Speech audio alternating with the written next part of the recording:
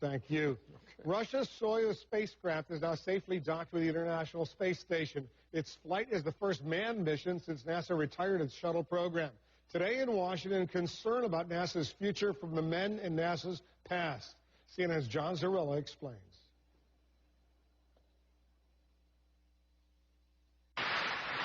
You judge, was this an honor or an obituary to the U.S. space program? Congress bestowed 4 American space heroes Wednesday with congressional gold medals.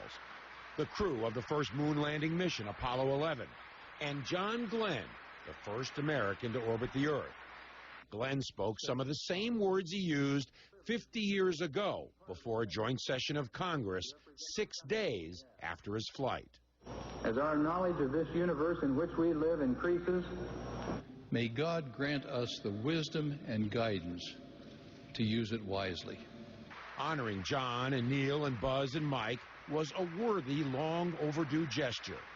But those days, Glenn in Friendship 7, then Armstrong and Aldrin walking on the moon, are a stark contrast to where things stand today. Liftoff of the Soyuz GMA-22. Just a couple days ago, an American astronaut hitched a ride to the International Space Station on a Russian Soyuz rocket.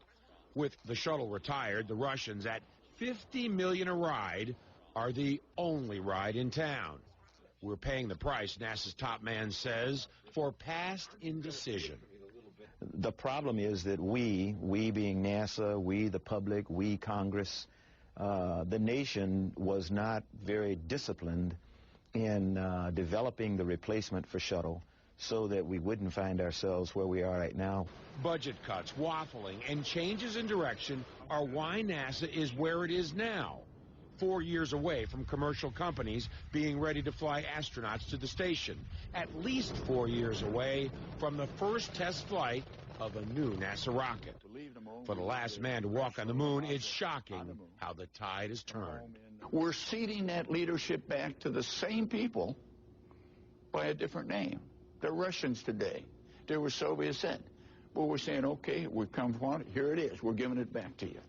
The Chinese are in the space game as well. Some experts believe they are poised to pass us. But NASA remains ever optimistic, announcing it's accepting applications for its next astronaut class and releasing this astronaut sales pitch video.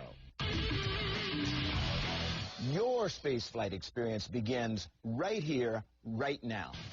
The application reads, frequent travel may be required. Problem is, it won't be anytime soon. Now, NASA's planning that first space flight to an asteroid, Wolf, in 2025, a human flight to an asteroid. But some experts are saying the Chinese might get there first. Wolf? John Zarilla, as he always does on the scene for us. John, thank you. Jeannie Most.